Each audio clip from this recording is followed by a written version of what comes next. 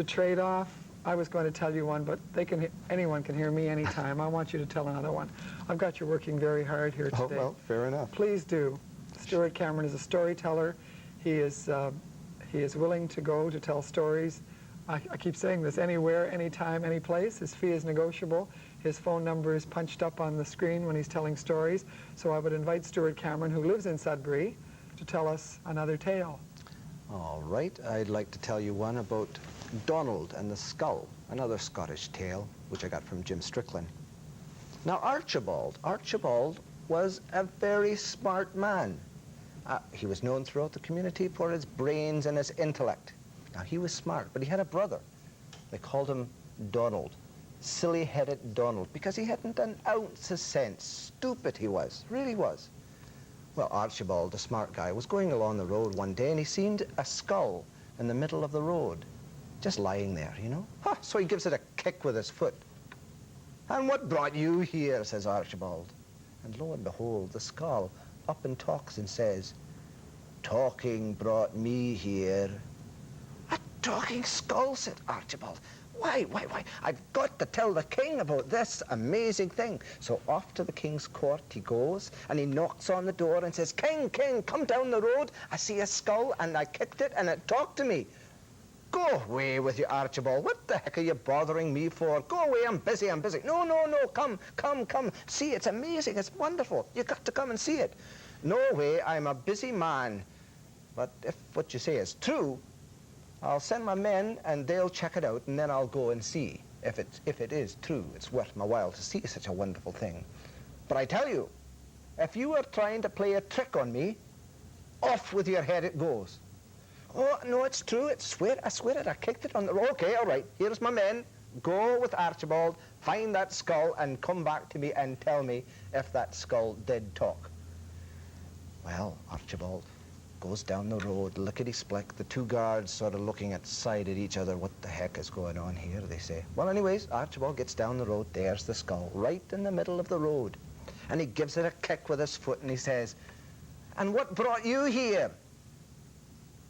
The skull doesn't say anything. And he kicks it again. "What brought you here?" Still no word. He picks it up and he says, "What brought you here?" But of course the skull doesn't say anything, and the men, the guards, they looked side to side. "Oh, he's a little bit daft, this man." "Well, Archibald, you'll have to come with us to the king." No, it's true, it worked. No. They brought him in front of the king, and he says, "Well, you were trying to trick me, were you? Well, off goes your head tomorrow morning." "Oh, please, no, I can't have that, please, no. It did talk, I swear it's true." "Well, you're known as a pretty smart man in this community," he says. "Now, why don't you come back tomorrow, and I'll ask you 3 questions. And if you can answer those 3 questions, then I'll let you go free." Well, Archibald went back, and there he was moping around, and his brother said to him, why are you so sad? What's happening?" Oh, and Archibald told him the whole story. Fair enough.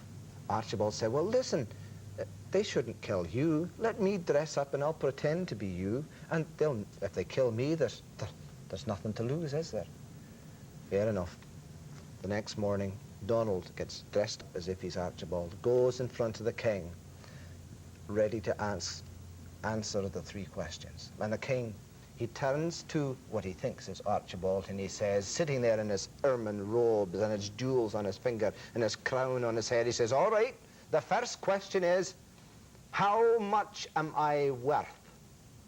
"Well," says Donald, "I don't know exactly," but he says, "they sold Jesus Christ for 20 pieces of gold, and I don't think you're worth that much."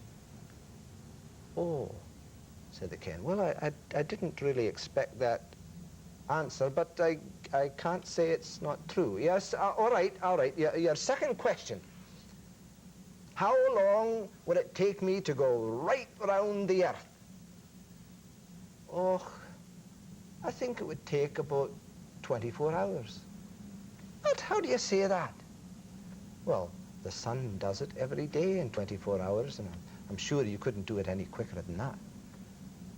"Okay, yes, well, I didn't expect that answer either, but that's quite good. That's quite good. All right. Your third question. What am I thinking? "Ho, ho," says Donald. "I can answer that quite well. You're thinking that you're talking to Archibald, the smart one. Well, you're not. You're speaking to me, silly-headed Donald." "Och!" And the king laughed, and he slapped his sides, and he rolled over with laughter. And he said, "Oh, I've never had such a good laugh in all my born days. Your brother is free. You're a free man yourself. Go on your way and don't bother me again."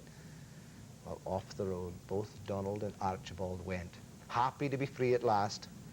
And what should they see along the road but the skull? And Archibald gives it a kick and says, "Oh, what brought you here?" And the skull up and talks and says, "Talking brought me here." And that's what brought me here today as well. Talking brought you here.